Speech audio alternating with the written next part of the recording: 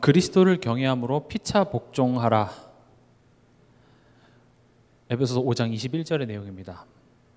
이제 이것을 가지고 지난 시간에는 부부 관계에 대해서 얘기를 했고 오늘은 부모와 자녀에 대해서 얘기합니다.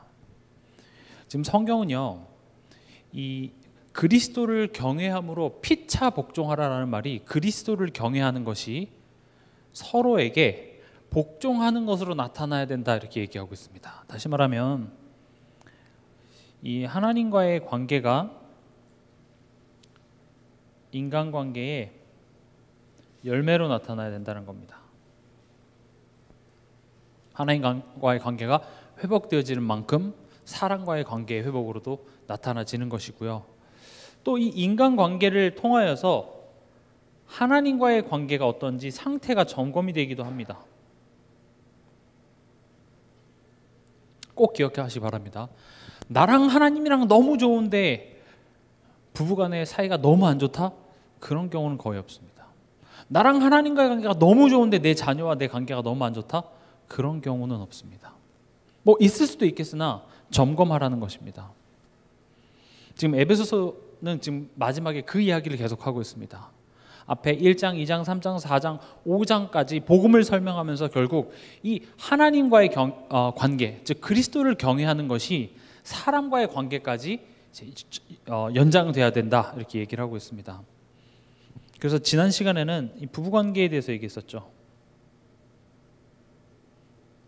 아내한테 뭐라고 했습니까? 죽게 하듯 하라.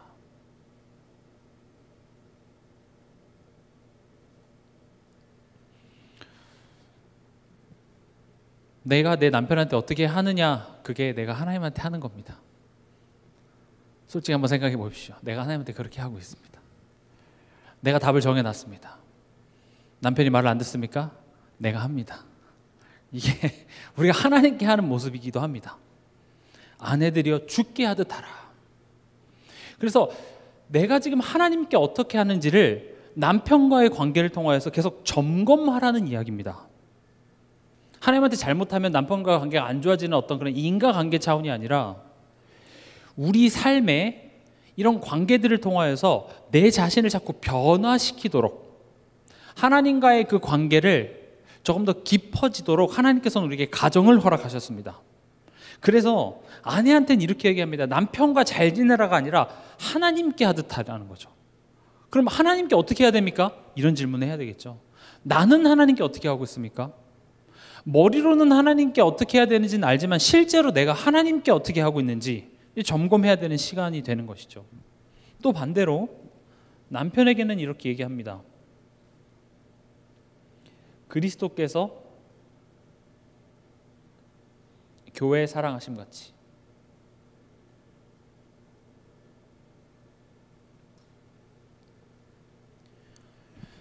교회라는 것은 성도이기도 합니다. 하나님이 나를 얼마나 사랑하셨는지를 알지 못하면 절대 그리스도께서 교회를 사랑하신 같이 아내에게 대할 수 없습니다. 나 딴에는 최선을 다하고 나 딴에는 사랑한다고 하지만 항상 부족하게 되는 것입니다. 그래서 이 아내와의 관계를 통하여서 내가 지금 하나님의 사랑에 대해서 얼마나 알고 있는지, 어떻게 알고 있는지 점검하기 위해서 하나님께서는 이 부부 관계를 허락하셨습니다. 이걸 깨닫지 못하면요, 부부 관계는 참 상처도 많고 잘못 생각하면 참 저주다라고 생각할 정도로 쉽지 않습니다. 이따 뒤에서도 말씀드리겠지만 애초에 하나님께서는 이 가정이라는 것을 하나님과의 관계를 설명하기 위한 시스템으로 주셨기 때문에 하나님 관계가 깨진 상태에서 이 가정을 보면 답이 없다니까요. 이럴 거면 왜 살지? 왜 함께 살지? 이유가 없어요. 요즘에 TV 프로그램 보면 뭐 이혼 프로그램이라든지 이런 게 너무나도 많죠. 하나님과의 관계가 중요합니다. 그러면 오늘은요, 이제 부모와 자녀의 관계를 통하여서 또 하나님께서는 하나님과의 관계를 설명하십니다. 여러분들, 우리의 삶은 그냥 나이가 되고 때가 돼서 그냥 남들 다 하는 거 하는 게 삶이 아니라 우리의 삶은요, 예배입니다. 근데 어떤 예배냐? 나를 변화시키시는 예배입니다. 우리에게 있어서 하루하루가요. 나에게 있어서 남편이, 나에게 있어서 아내가, 나에게 있어서 내 자녀가, 나에게 있어서 나의 상사가, 나에게 있어서 부하 직원이, 나에게 있어서 교회 성도들이, 내 삶에 있는 모든 그런 만남들이 결국 나를 변화시키기 위한 예배라는 사실을 꼭 기억하시기 바랍니다. 갈라디아서 2장 20절에 뭐라고 되어 있습니까? 내가 그리스도와 함께 십자가에 못 박혔나니 그런즉 이제는 내가 사는 것이 아니요 내 안에 계신 그리스도께서 사는 것이라. 여러분이 하나님 자녀 되는 순간 이제 어떤 인생이 시작이 됐냐면 내가 사는 것이 아니라 내 안에 계신 그리스도께서 사는 삶이 시작이 된 거예요. 내가 하나님 자녀라는 말이. 그런데 여전히 내 안에 그리스도께서 온전히 이끄시는 삶이 아니라 내 마음대로 사는 삶을 우리는 여전히 살아가고 있다는 것이죠. 그래서 하나님께서는 이 삶을 통하여서 내 안에 옛것들을 죽여내고 그리스도로 말미암아 온전히 살아가는 한 사람으로 변화시키는 그 방법으로 내게 삶을 허락하셨습니다. 성경의 모든 인물들을 보면 그 인물들이 마주했던 현실과 만남들과 상황들을 하나님께서는 못 바꿔주신 것이 아니라 그것을 통해서 그 인물을 바꿔내십니다. 요셉을 바꿔내시고 아브라함을 바꿔내시고 야곱을 바꿔내시고 한나를 바꿔내시고 그 인물을 바꿔내셨어요. 그리고 그 문제는 해결됩니다. 우리 삶을 우리가 어떤 관점으로 보느냐에 따라서 굉장히 우리가 축복을 누리고 못 누리고가 차이가 납니다. 이걸 모르면요, 내가 그렇게 열심히 예배드리고 내가 그렇게 교회 충성 봉사했는데 훈련도 받았고 그렇게 열심히 따라다녔는데 왜 우리 가정은 안 변하냐, 왜 내 환경은 안 변하냐, 저 그런 얘기 가끔 듣거든요. 근데 하나님의 목적은요, 내가 변하는 겁니다. 내가 변하는 거예요. 근데 그 변하는 것도요, 그냥 어떤 특별한 사건을 통해서 확 변하는 게 아니에요. 내가 하나님의 말씀을 알면서도 또 삶 속에서 틀립니다. 근데 그 틀린 속에서 하나님께서 찾아오셔서 또 일으키십니다. 아, 아빠 품을 떠나면 고생하는구나를 겪고 우리 스스로 깨달아 자발적으로 돌아오게 하십니다. 반드시 그 과정이 거쳐요. 한번 생각해 보세요. 예수님의 제자들도 예수님이 죽은 자도 살려내시고요, 병자도 고쳐내시는데 제자들은 못 바꾸셨어요. 그렇잖아요. 아니, 제자들 그거 바꾸는 게 더 쉽지 않을까요? 죽은 자 살리는 게 쉽겠어요? 아니면 제자들의 그 믿음의 성숙도를 올리는 게 쉽겠어요? 근데 나중에 예수님의 제자들 다 배반해요. 그거 예수님 알고 계셨어요. 예수님의 능력으로 그렇게 바꾸시면 되지 않았을까요? 근데 예수님은 그렇게 절대 하지 않습니다. 겪게 하십니다. 과정을 통해서 깨닫게 하십니다. 지금 그 여정이 우리가 가는 여정입니다. 그래서 우리의 삶을 어떤 식으로 바라봐야 되냐, 하나님이 지금 나를 변화시키시기 위해서 내게 허락하신 삶이라고 우리가 봐줘야 돼요. 때론 너무 가혹하다고 생각할 수 있습니다. 하나님 알겠어요. 근데 언제 끝나는데요? 우린 자꾸 그런 질문을 하게 됩니다. 왜냐? 쉽지 않으니까요. 근데 이 내용이 정말 믿어진다면요, 어쩌면 귀한 남편이 될 수 있습니다. 내가 징하거든요. 웬만해서는 안 바뀌어요. 요 정도는 돼야 나에게 딱 맞는 남편을 하나님께서 내게 붙여주신 겁니다. 잠시 내 남편에게 악역을 맡겼을 뿐이지 그렇다고 내가 그렇게 훌륭한 사람도 아니에요. 나를 먼저 하나님께서는 세우시고 나를 통하여 남편을 또 우리 가정을 살리시기 위해서 하나님 허락하시는 것뿐입니다. 우린 그 관점으로 봐야 돼요. 그렇지 않으면요, 좋으신 하나님, 살아계신 하나님, 뭐 교회에서야 좋죠. 말씀 들을 때야 그런 것 같죠. 근데 다시 집에 돌아가면 이게 뭐가 축복이야, 이게 뭐가 좋아? 원망이고 후회고 불평이고 그것밖에 나오지가 않아요. 그래서 꼭 기억하시기 바랍니다. 우리의 삶은 나를 변화시키는 예배입니다. 우리가 살아가는 여정은 갈라디아서 2장 20절 죽었다, 그냥 끝났다, 이렇게 끝이 나지 않습니다. 우리의 신분은 바뀌었습니다. 우리의 운명은 이미 사망에서 생명으로 옮겨졌고 우리 인생의 결론은 이미 하나님께서 십자가에서 승리를 이미 이뤄 놓으셨습니다. 그러면 놓으시고 좋은 일이 벌어져야 되는데 다시 현실로 살게 하시죠. 그건 왜 그러냐? 그것을 아는 자답게 살라는 겁니다. 너의 운명이 바뀌었다는 것이 어떤 가치인지를 아는 자로 세우시기 위해서 하나님께서는 우리를 현실에다 놓아두십니다. 마치 너가 앞으로 왕이 될 사람이야. 왕이 될 사람이기 때문에 오늘 다른 애들은 놀아도 너는 공부하는 시간이 주어지는 것처럼요. 그 탈무드에 보면 이런 예화가 있습니다. 타국에서 어떤 그 부자가 이제 돈을 많이 벌었는데 병에 걸려서 곧 죽게 생겼습니다. 그래서 유서를 아들한테 전달을 해야 되는데 이 종한테 이제 전달을 하려고 보니 이 종이 그렇게 믿을만하지 못하는 거예요. 혹시라도 이 종이 유서를 전달하지 않는다든지 가다가 유서를 지금이야 뭐 변호사도 있고 하지만 바꿔치기 할 수도 있잖아요. 그래서 이 부자가 유서에다가 내 종한테 내 재산 모든 것을 다 주겠다. 그리고 내 아들한테는 집에 있는 한 가지만 갖도록 해라. 이게 유언이에요.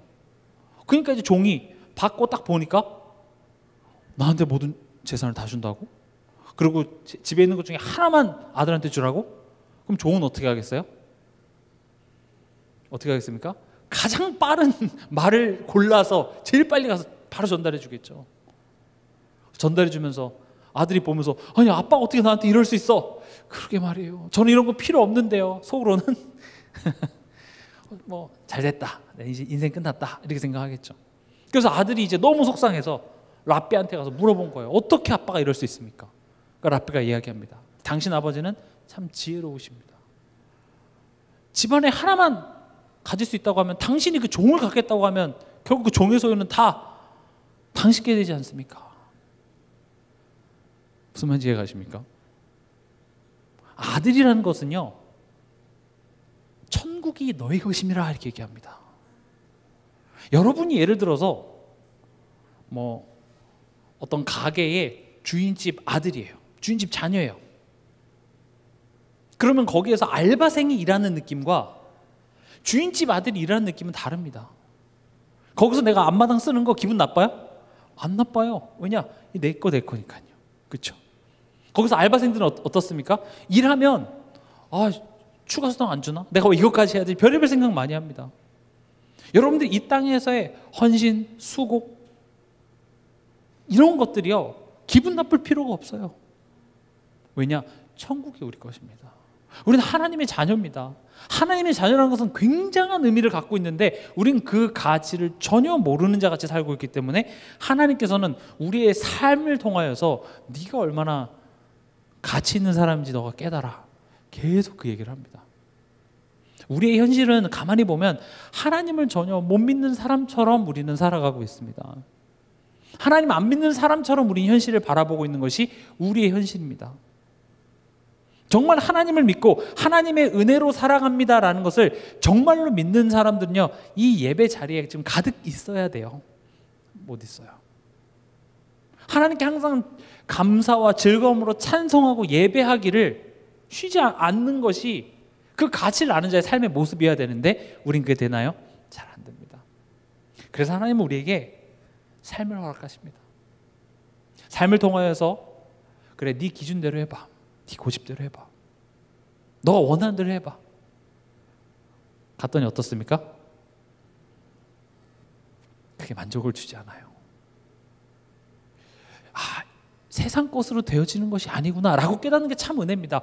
그렇게 깨달아도 여전히 그것을 버리지 못하고 끝까지 그거 붙잡고 가는 사람들이 대부분입니다. 하나님의 은혜는요 이게 내게 즐거움을 주지 않는구나. 다 부질없구나.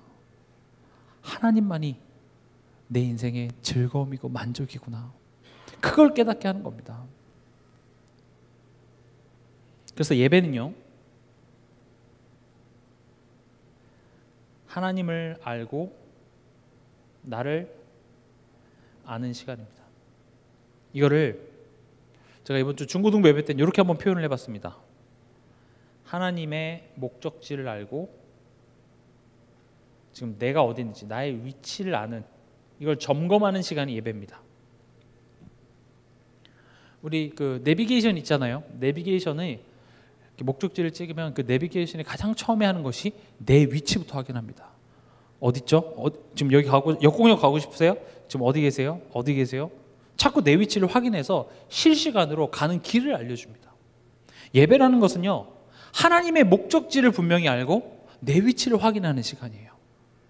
근데 사단은요, 세상의 것을 통하여서 하나님의 목적지가 아닌 다른 목적지를 자꾸 찍어요. 하나님의 목적을 안다고 해도 또 내가 엉뚱한 데 가 있어요. 그래서 우린 예배 시간을 통해서 그 방향을 수정하는 거예요. 아, 내가 지금 어디 와 있지? 내비게이션은요, 여러분들이 잘못된 길로 가잖아요. 여기서 우회전 하셔야 됩니다. 100m 뒤에 우회전 하셔야 됩니다. 50m 뒤에 우회전 하셔야 됩니다. 우회전 하셔야 됩니다. 근데 우리 지나쳤어요. 그럼 내비게이션이 왜 말을 안 들어요? 하면서 툭 꺼지거나 그러지 않아요. 다시 알려줍니다. 말 안 듣네.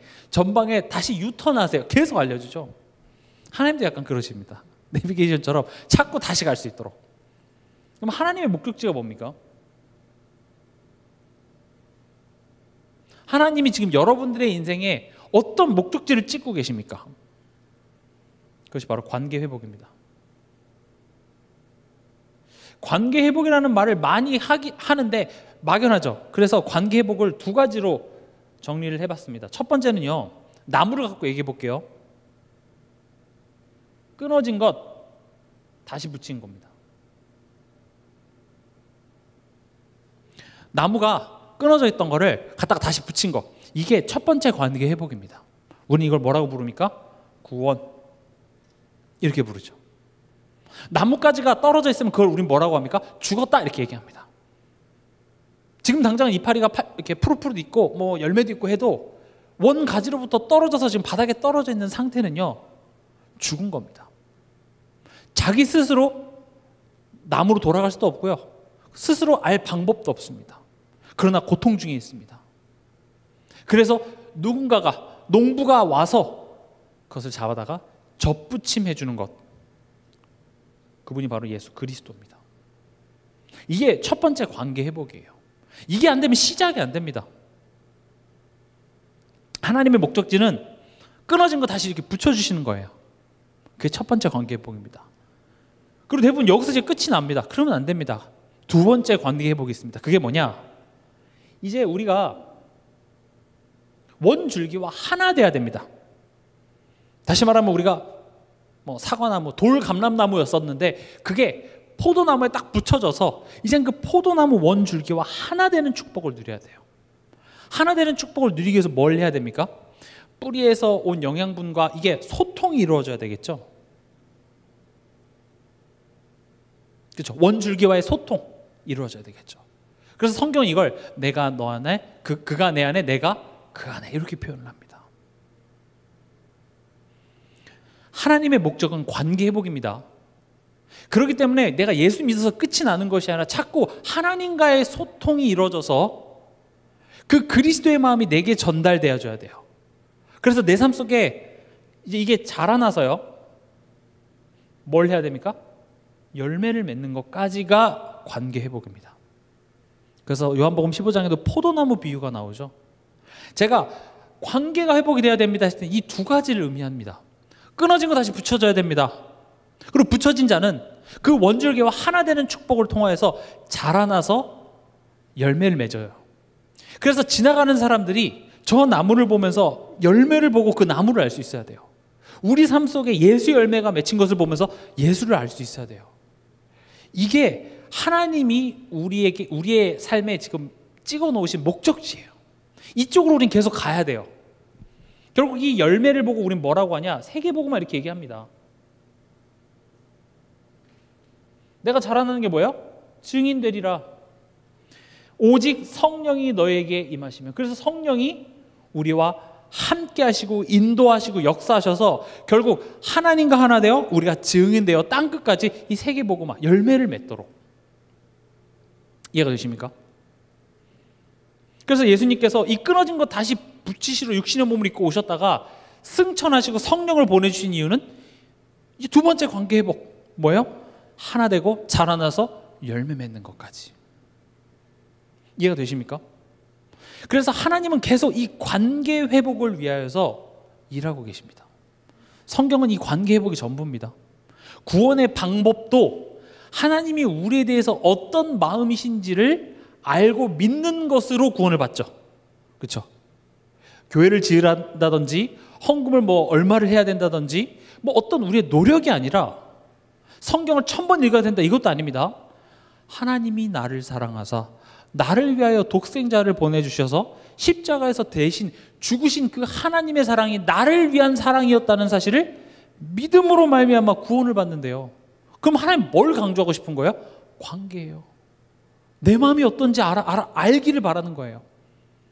시작조차 못하기 때문에 그것을 시작하시고 이젠 진짜 그것을 아는 자답게 그 가치를 알고 이 세상 속에서 그 하나님이 하실 일을 기대하고 소망하는 실력들을 우리에게 자꾸 요구하시는 것입니다.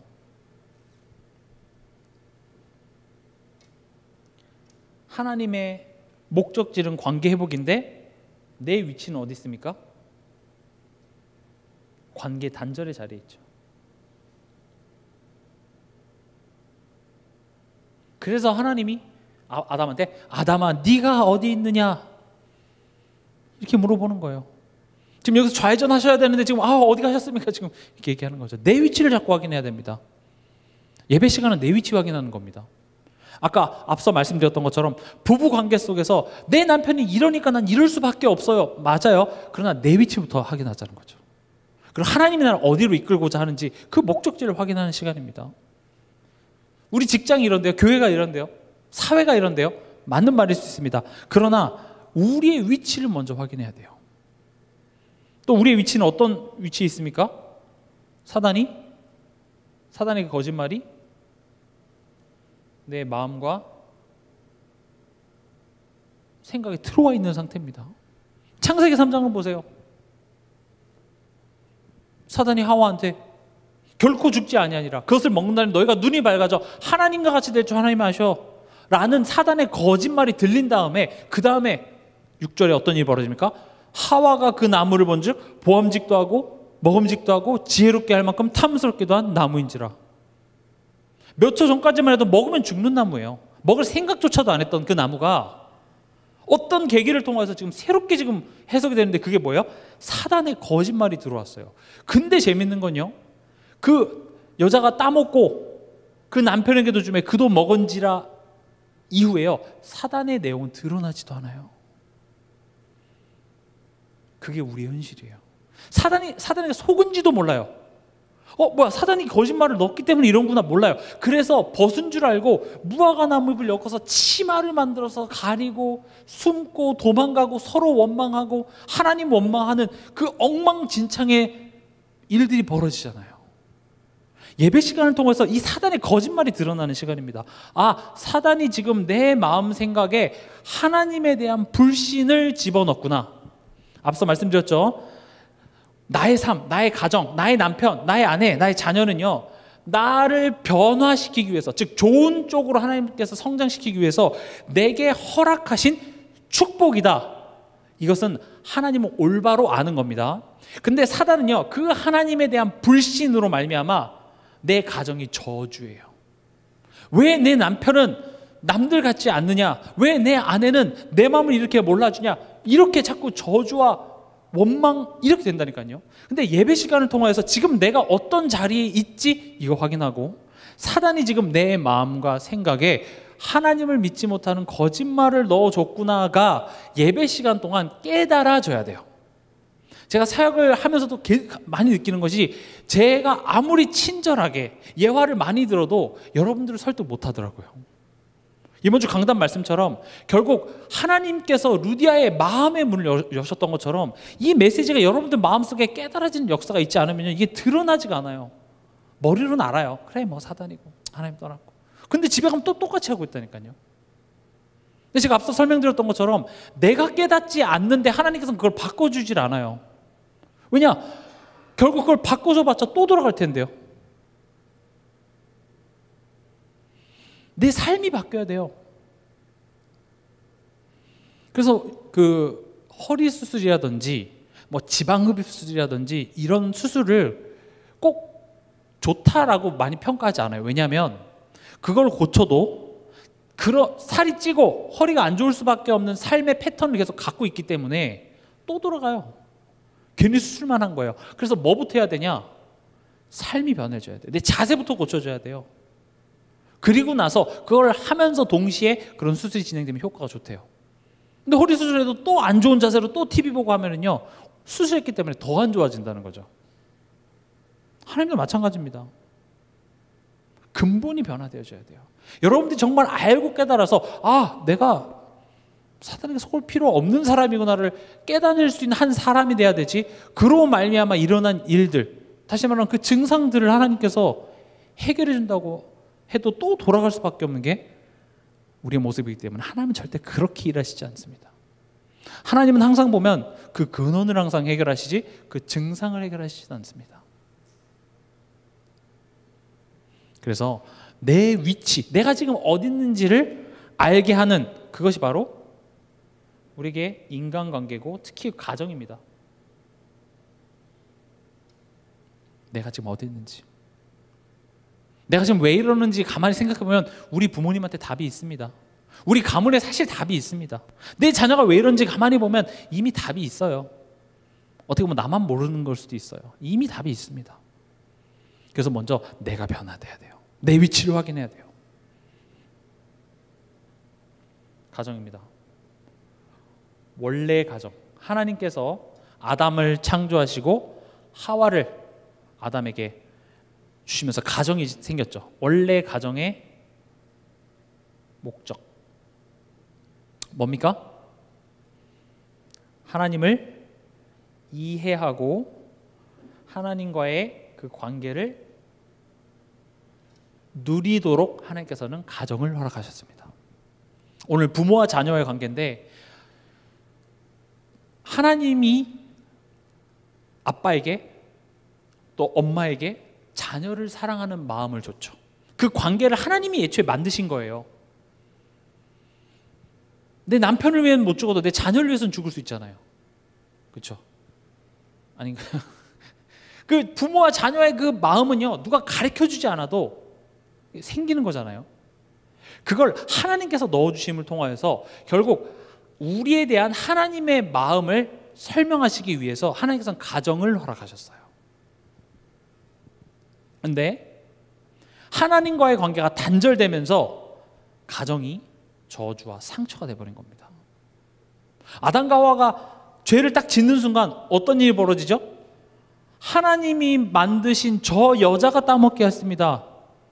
처음에 하와 줬을 때는 아담이 너무 좋아가지고요, 내 뼈 중에 뼈요, 살 중에 살이요, 인류 최초의 세레나데를 불렀죠. 노래를 불러서 너무 좋습니다 이랬던 아담이 어떻게 됩니까? 하나님과의 관계가 단절되니까 원망, 그리고 그 첫 가정에서 어떤 일이 벌어집니까? 가인과 아벨 살인사건까지 일어납니다. 결국 남편 잘못, 아내 잘못이기 이전에 하나님과의 관계를 설명하기 위한 곳이 가정인데, 그 하나님과의 관계가 단절되니까 가정이 뭐가 되는 거예요? 저주만 남게 되는 거예요. 상처만 남게 되는 거예요. 그래서 지금 오늘 이 그리스도를 경외함으로 피차 복종하라라는 말은요, 하나님과 관계가 단절된 사람한테는 의미 없는 말입니다. 그냥 부모한테 잘해라, 자녀한테 잘해라, 아니에요. 먼저 하나님과 관계부터 회복돼야 돼요. 어떤 관계요? 요 끊어진 게 다시 붙여져야 돼요. 그래서 불신자들한테 이런 이야기 필요가 없어요. 혹 내가 불신자입니까? 혹 안 믿으셨, 못 믿으셨다면 지금 이 시간에 예수를 내 인생의 구주로 영접하시기 바랍니다. 예수 그리스도의 십자가의 죽음이 나를 위한 죽음이라고 지금 이 시간 마음으로 믿어 입으로 고백하시면 여러분들은 끊어진 게 다시 붙어지는 것입니다. 그리고 나서 이제 내 삶을 다른 관점으로 보는 것입니다. 내가 영접하는 순간, 끊어진 게 다시 붙여지는 순간, 이제 내가 사는 것이 아니라 뭡니까? 난 사과나무가 아니라 포도나무에 붙여졌기 때문에 사과인 내가 사는 것이 아니라 포도나무로서 살아가는 거예요. 그러나 여전히 나의 옛 모습들이 있기 때문에 그 하나 되는 소통을 누리기 위해서 성령께서 우리와 함께 하셔서 가르치고 생각나게 하셔서 자꾸 자라나게 하세요. 자라나기 위해서는 영양분이 필요하는데 그 영양분이 어디로부터 옵니까? 예수로부터 옵니다. 말씀으로부터 옵니다. 이것을 내가 자꾸 먹어줘야 거기서 자라나고 열매가 맺어지는 것입니다. 그러면 오늘 1절에서 3절 보면 자녀들아 이렇게 되어 있습니다.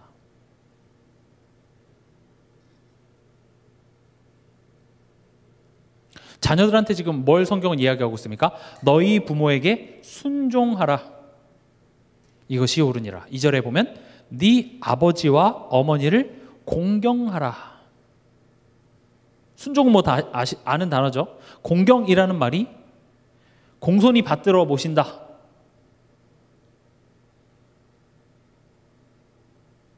또는 영광을 돌린다 이런 말도 됩니다.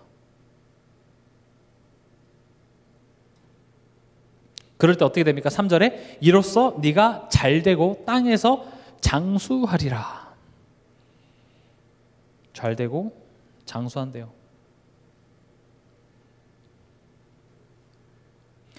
지금 제가 앞서 설명드렸던 것처럼 가정의 목적이 뭐라 그랬죠?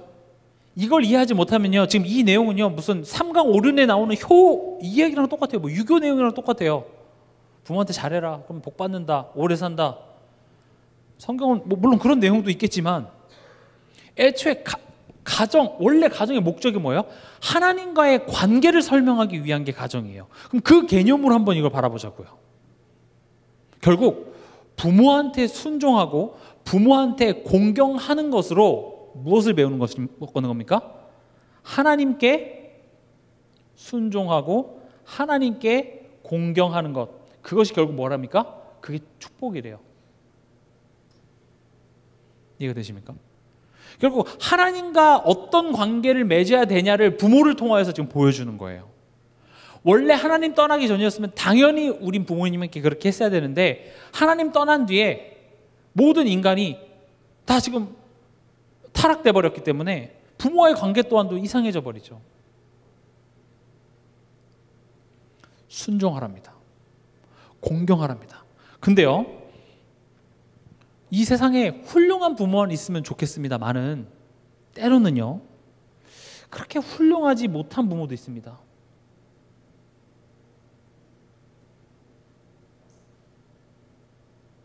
어떤 사람은 굉장히 부모한테 많은 상처받은 사람들도 있어요.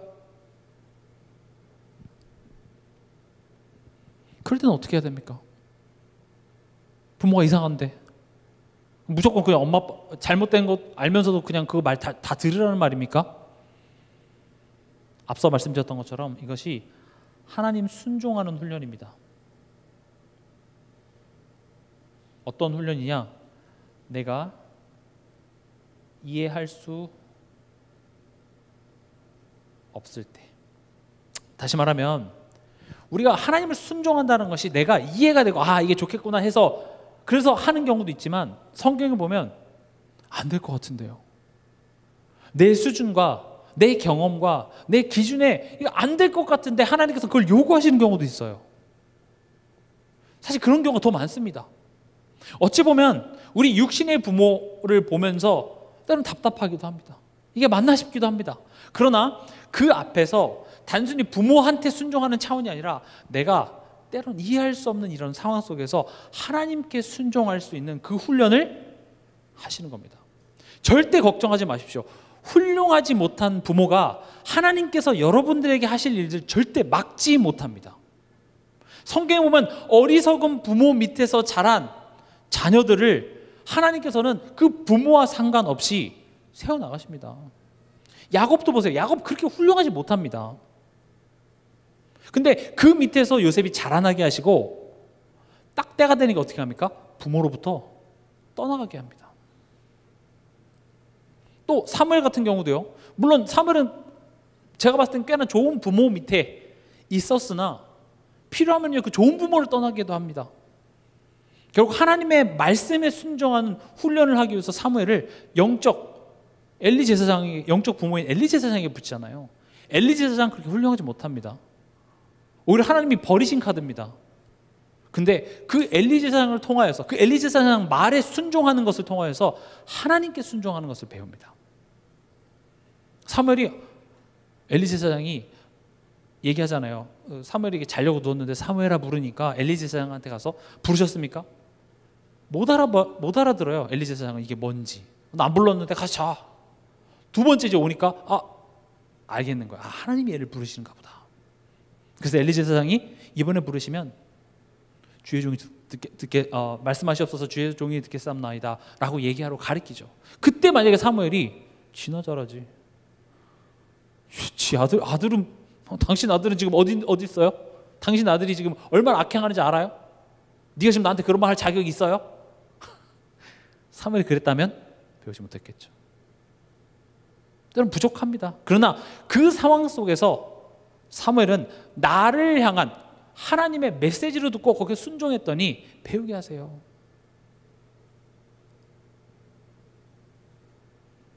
훌륭하지 못한 부모가 있다면 하나님을 순종하는 훈련이고 또 내 안에 연약함, 또 가문의 상처,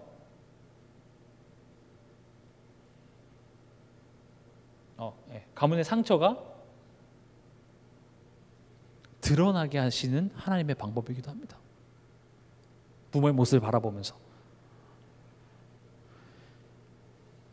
결국 지금 자녀들에게 얘기하고 있습니다. 자녀들아 순종하라, 공경하라. 부모한테 잘해도 복 받습니다. 세상에 유교에서 말하는 그런 이치에도 이게 맞다고 치더라도 우리는 그 정도가 아닙니다. 하나님께서 가정을 허락하신 목적이 이것을 통해서 하나님과의 관계를 우리가 알고 나에 대한 하나님의 마음을 깨닫는 시간이 바로 이것입니다. 그래서 여기 좀 렘넌트들도 있죠. 순종하시기 바랍니다. 저도 마찬가지입니다. 순종해야 됩니다. 공경해야 됩니다. 때로는 내 맘 같지 않아도, 때로는 답답해도 하나님의 말씀이라 생각하고 순종하시기 바랍니다. 그것이 내가 지금 받아야 될 훈련이기 때문에 그래요. 믿으시기 바랍니다. 그 다음에 아비들아. 지금 부모들에게 얘기하는 거겠죠. 부모들 많이 계시니까 한번 같이 읽어볼까요? 4절 시작. 또 아비들아 너희 자녀를 노엽게 하지 말고 오직 주의 교훈과 훈계로 양육하라. 노엽게 하지 말랍니다.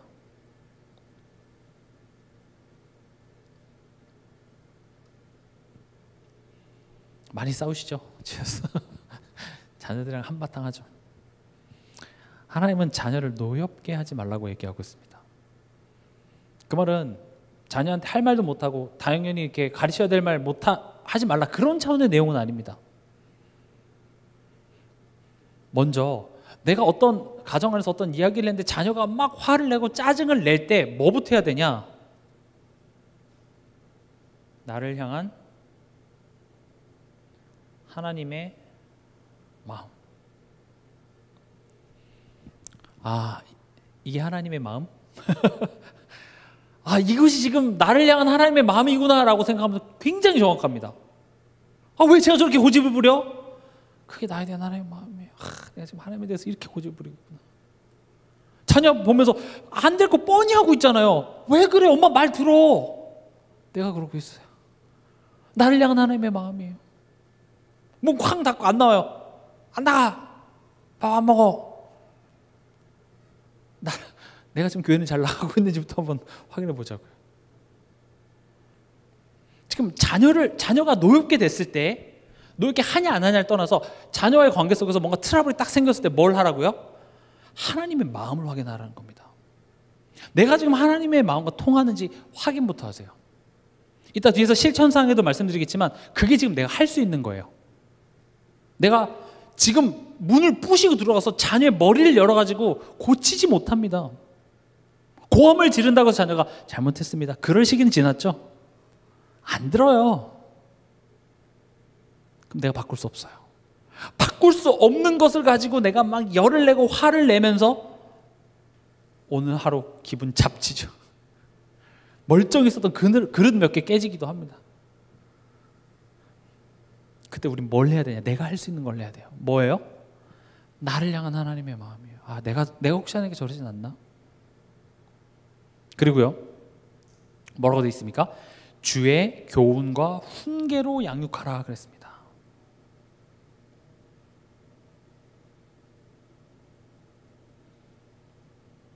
네, 우리 자녀에게 좋은 것 가르친다고 하지만 좋은 것 잘 안 줍니다. 뭐 줍니까? 내 기준. 또 내 기준이 어디서 만들어졌습니까? 내가 자라면서 결핍했던 거 있습니다. 어렸을 때 내가 그때 그것만 했었어도 내가 덜 고생했었을 텐데를 이제 내 인생의 팁이라고 가르쳐 주죠. 또 세상에서 만들어진 어떤 그런 세상 기준들을 가르쳐 줍니다. 그럴 때 자녀들이 노엽게 됩니다. 맞는 이야기여도 내 마음이 하나님과 통해서 당연히 부모로서 가르쳐 줘야 될 내용을 가르치는 것과 역시 사람은 좋은 대학을 나와야 돼. 내가 좋은 대학 못 나와서 무시당했던 그런 상처를 가지고 넌 좋은 대학 가야 돼. 똑같이 공부 열심히 하라는 말이 굉장히 다른 열매로 나타나게 되는 겁니다. 어찌 보면 내가 자녀를 자꾸 노엽게 하는 것이 내 안에 상처가 많아서 그런 걸 수도 있어요. 내 안에 모진 게 많아서 그래요. 그래서 내 말에 나도 모르지만 굉장히 칼이 들어있을 수도 있어요. 말이 사람이 하면 아프게 해요. 내게 상처가 많아서 그래요. 사람들 이렇게 만나보시면요, 여유가 있는 사람이 있고 또 굉장히 여유가 없고 부정적인 사람들이 있습니다. 그런 사람 특징이 뭔지 아십니까? 힘이 없어요. 많이 다쳐서 굉장히 쫄아있는 상태예요. 그래서 화 많이 내는 사람이 힘센 게 아닙니다. 화 많이 낸다는 건 그만큼 내가 약하다는 거예요. 내가 자녀를 많이 노엽게 하는 것은 내가 상처도 있고 자격지심도 있고요, 친구 엄마들 사이에 어떤 그런 여러 가지 상처들, 아무튼 복합적인 게 많이 있을 겁니다. 제가 말하는 것보다 내 스스로 깨달아져야 돼요. 그래서 주의 교훈과 훈계로 가르치라고 이야기를 하고 있습니다. 그럼 주의 교훈과 훈계로 양육하기 위해서는 그 내용이 누구한테 먼저 있어야 돼요? 나한테 있어야 되겠죠. 주의 교훈과 훈계, 다시 말하면 말씀입니다. 하나님이 원하시는 것, 하나님이 이 땅에서 지금 어떤 목적지를 짓고 나를 뭘 만드시고자 하는지를 나도 모르고 있는데 나 딴에는 좋은 말을 한다고, 야, 나 때는 말이야 그랬어, 후회와 상처를 가지고 너는 그러지 마라라고 이야기하는 것이 좋은 말일 수는 있으나 그게 자녀를 노엽게 한다면 지금 내가 내 자신을 점검해야 된다는 것입니다. 꼭 기억하십시오. 자녀는 내 자녀가 아니다.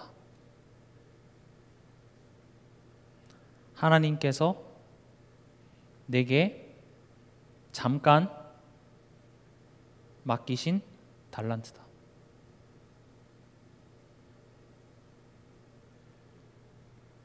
하나님께서 내게 맡기신 달란트입니다. 아니, 다른 애들은 좋은 대학 들어가고 공부도 잘하는데 왜 내 자녀는 이렇습니까? 하나님이 내게 맡기신 달란트입니다. 누구는 5달란트 맡겼고요, 누구는 2달란트 맡겼고, 누구는 1달란트 맡겼습니다. 적은 것에 충성하는 것이 중요합니다. 뭐가 충성하는 것이냐? 결국 이 달란트 비유의 가장 핵심은 뭡니까?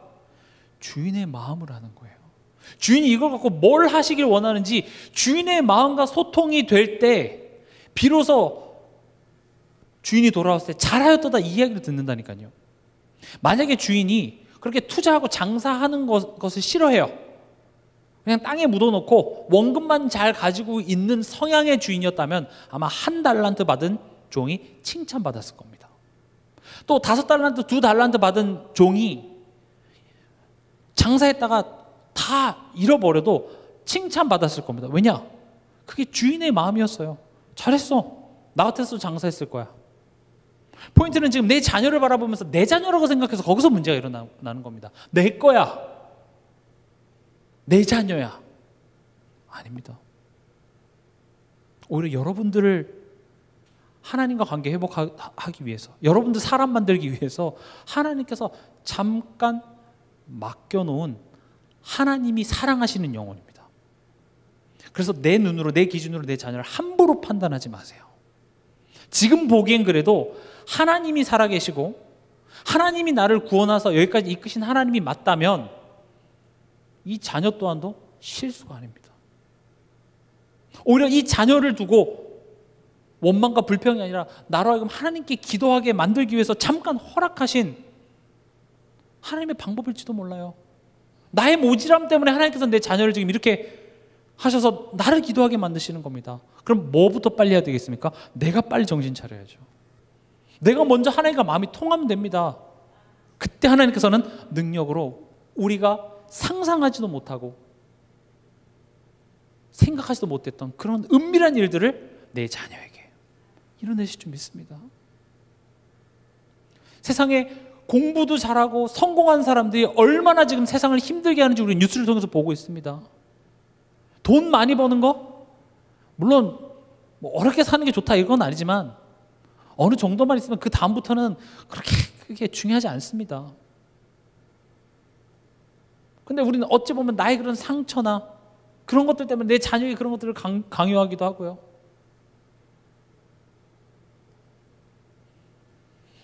그래서 내게 먼저 그 내용이 있어야 됩니다. 제가 특별히 부모님들한테는 부탁하는 내용 중에 하나가 뭐냐, 자녀들에게 기다림을 가르쳐 주시기 바랍니다. 너무 중요합니다. 기다림. 결국 인내죠. 이게 어디서 나와야 되냐? 하나님을 소망하는 것에서의 기다림입니다. 하나님이 하실 거야. 부정적인 이야기가 아니라 여러분들이 정말 하나님을 소망하셔서 하나님이 어떻게 하실지 우리 한번 기도해 볼까? 성경은 이 믿음은요, 바라는 것들, 보이지 않는 것들의 증거고 바라는 것들의 실상이라고 되어 있죠. 제가 렘넌트 사역을 하면서 가장 많이 느끼는 게 이 부분이 잘 안 돼요. 조금만 힘들면 포기해요. 안 해요. 도망가요. 쉬운 길로 자꾸 가려고 그래요. 근데 성경은 단 한 번도 이런 그냥 쉽게 주지 않습니다. 왜냐? 그 주는 게 문제가 아니라 하나님을 소망하는 그 실력을 기르는 것에 하나님 목적이 있습니다. 특히 지금 요즘의 청소년들은요, 이게 쉽게 뭔가 도파민을 얻고 쉽게 하는 것이 너무 당연시 되어져 있어요. 그래서 이런 부분들을 강요하진 마시고, 그러나 이런 부분들을 때로는 기다릴 수 있도록, 거기에 대해서 하나님이 하실 일들을 볼 수 있도록. 그래서 쉬운 방법 중에 하나가 뭐 사달라면 바로 사주기보다 이번 주 메시지 한번 들어보고 사줄게. 이번에 메시지 어떻게 나오는지 한번 보자. 이렇게 제가 어렸을 때 많이 당했던 것 중에 하나입니다. 쉽게 사주는 법이 없어요. 좀 그냥 쉽게 좀 줬으면 좋겠는데, 네, 중요합니다. 하나님을 소망하는 겁니다. 하나님을 기다리고 인내할 수 있는 겁니다. 성경에 어디 이런 거 없이 간 적 있나요? 없어요. 꼭 이거 가르쳐 주시기 바랍니다. 기다릴 수 있는 힘입니다. 마지막으로 여러분들이 이런 내용은 다 알아도 결국 실천하지 않으면 의미 없습니다. 꼭 이 믿음의 도전을 해보시기 바랍니다. 어떤 도전이냐? 제가 구역 공과를 통해서 말씀해 주셨듯이 할 수 있는 것, 할 수 없는 것 제가 적어보라고 했죠. 지금 내 자녀가 노엽게 됐습니다. 내 자녀가 지금 한바탕 했습니다. 이 상황 속에서 내가 할 수 없는 것이 뭐가 있습니까? 내 자녀의 마음, 생각 못 바꾼다. 아무리 여러분들이 뭘 해도 절대 못 바꿉니다. 벌써 뭐 유치원 다닐 때만 해도 못 바꿔요. 무서워서 들어드릴 수는 있어도 바꿀 수는 없습니다. 그럼 내가 지금 할 수 있는 게 뭘까요? 포인트는 이겁니다. 지금 내가 할 수 있는 것을 하자는 겁니다. 할 수 없는 것 때문에, 바뀌지가 않는 것 때문에 왜 안 바뀔까라고 염려하고 걱정하고 화내는 것이 굉장한 에너지 소모입니다. 그거 하느라 지금 내가 오늘 할 수 있는 것들을 다 놓치게 돼요. 그래서 할 수 있는 것, 그 상황 속에 빨리 기억하세요. 지금 내가 할 수 있는 게 뭐지? 첫 번째, 오늘 말씀의 정리입니다. 내 마음, 생각, 점검. 이건 내가 할 수 있습니다. 지금 내 마음이 어떻지? 내가 힘없는 겁니다. 이게 앞서 말씀드린 예배예요. 내 마음, 생각, 점검. 근데 너무 화가 나서 안 되잖아요. 그럼 여러 가지 방법이 있죠. 말씀을 들어도 좋고요, 성경을 봐도 좋고요, 찬양을 들어도 좋고요, 그 자리를 피해서 잠깐 산책을 하셔도 좋고요. 어쨌든 간에 지금 내가 할 수 없는 것에 대해서 화나고, 그럼 부정적인 그 기운들이 가득한 그 공간을 잠깐 피해서 내가 할 수 있는 것부터 하자고요. 그게 뭐예요? 내 마음과 생각 점검부터 하세요. 그리고 힘을 얻으세요. 먼저 하나님이 바꾸실 거야, 하나님이 하실 거야, 그 소망의 메시지를 내게 가득 부어주세요. 그건 여러분들이 인지하고 하셔야 돼요. 그냥 되면 말고 안 되면 안 되고가 아니라 우리가 일부러 좋은 음식 먹듯이 여러분들이 일부러 그래 지금 이 상황 속에 내가 지금 싸워서 바꿀 수 있는 것도 없어. 이건 부부관계도 마찬가지입니다. 지금 내가 이 잔소리를 계속 한다고 해서 절대 안 바뀝니다. 못 바꿔요. 그럼 지금 내가 할 수 있는 것부터 해야 돼요. 나를 점검하는 거예요. 그게 예배예요. 예배부터 드리시라고요. 그리고 또 내가 뭘 할 수 있냐? 자녀를 위한 기도할 수 있습니다. 내가 내 자녀의 마음과 생각은 못 바꾸지만 자녀를 위해서 기도해 줄 수 있습니다. 한번 돌아보세요. 내가 내 자녀의 생각을 바꾸려고 노력하셨습니까? 기도하려고 노력하셨습니까? 아마 생각을 바꾸려고 노력했습니다. 안 바뀌는 그 현실에 대해서 여러분은 굉장히 부정적으로 화나고 누구 닮아서 그렇고 딱 지 아빠 닮아서 그렇고 그런 내 안에 안 좋은 소리들을 계속 말해 주셨겠죠. 지금 내가 할 수 있는 것은요, 내 자녀를 위해서 기도하는 겁니다. 성경에도 보면 하나님께서 크게 쓰셨던 인물들은 그 부모에게 꼭 기도를 엄청나게 하게 하십니다. 유독 내 자녀는 기도 아니면 절대 안 되겠다? 시대적인 인물이 확실합니다. 기도하시기 바랍니다. 그리고 뭐 하는 겁니까? 내 할 일 하세요. 정말입니다. 설거지 하세요. 은행 가셔야 됩니까? 시장 보셔야 됩니까? 시장 보세요. 내 할 일 하세요. 한번 꼭 해보세요. 그러면 있잖아요. 내 할 일하고 돌아오면요, 엄마 밥 줘 이러고 와요. 내가 그렇게 막 문 부실 듯이 막 문을 때리고 뭐 해도 안 바뀌었던 게 내 확 그 자리 벗어나서 내 안에 기쁨과 하나님의 소망으로 가득 채우고 자녀를 위해 기도하면서 내 할 일하고 돌아왔더니 다 정리되어 있어요. 어디 나가서 하나 다 쳐갖고 왔어. 그 봐. 하나님 감사합니다. 내가 처리하지 않아도 내가 몽둥이 안 들어도 하나님이 딱 처리돼갖고 내 앞에 딱 무릎 꿇어서 엄마 잘못했어 됐네요. 그럼 나는 뭐만 하면 돼요? 괜찮아. 다음부터 그러지 마. 이해가 되십니까? 되게 단순한 거지만 우리가 많이 놓치고 있는 부분입니다. 말씀 맺겠습니다. 우리가 그리스도인으로 살아간다는 것은요, 세상에 대해서 막 그리스도 소리치는 게 아닙니다. 내가 하나님이 원하시는 한 사람으로 변하고 자라나는 겁니다. 그 변화되는 힘든 여정을 가는데 그것으로 말미암아 다 살아나요.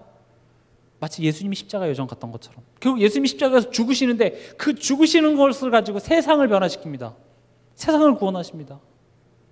내 남편이, 내 아내가, 내 자녀가, 내 부모가 나를 힘들게 해서 내가 죽을 것 같아서 진짜 죽었는데 나 옛것이 죽어지고 거기에 안에서 내가 그리스도로 말미암아 변화된 내가 되니까 그 나 한 사람을 통해서 모든 것을 다 살려냅니다. 그 여정 속에서 나의 위치와 하나님의 목적지를 확인하는 게 뭐라고요? 예배입니다. 그래서 여러분 예배를 회복하시기 바랍니다. 그리고 우리가 이제 하반기가 될지 뭐 한 2분기가 될지 이제 우리가 각 가정마다 이런 말씀 운동, 평일 교회들이 세워져야 돼요. 이번 주 강단 말씀처럼 내 집에 와서 유하라 라는 그런 축복을 하라고 해서 하는 게 아니라 일단 내 개인 예배부터 회복하기 시작해 보세요. 그래서 회복되잖아요. 그럼 이상하게 에너지는요, 높은 곳, 물도 그렇죠. 높은 곳에서 낮은 곳으로 흘러가게 되어 있습니다. 내 안에 이 기쁜 에너지가 높은 곳에서 적은 곳으로 흘러가게 돼 있어요. 그래서 이상하게 옆집 아줌마가 띵동 눌러서 괜히 말 걸고 친구 엄마랑 같이 애들 데리러 갔는데 요즘 갑자기 자기 고민을 이야기하고 그럼 뭐 하면 돼요? 월요일날 몇 시에 우리 집에 와? 초청하면 돼요. 그래서 진짜로 우리가 우리 가정의 평일 교회의 응답 이거 회복하면요 정말 가정의 흑암이 완전히 무너집니다. 가정에 전에는 보지 못했던 나는 상처고 아픔이라고 생각했는데 그게 다 응답으로 바뀌는 그 축복 누리실 줄 믿습니다. 그래서 그것을 여러분들 기대하면서 지금 당장 하자는 말이 아닙니다. 지금 당장 뭐부터요? 내가 할 수 없는 것, 할 수 있는 것 구분해서 예배. 하나님 나를 변화시키기 위해서 허락하신 예배. 이 말씀 붙잡고 이번 한 주간도 승리하시는 한 주 되시길 주님의 이름으로 축원합니다.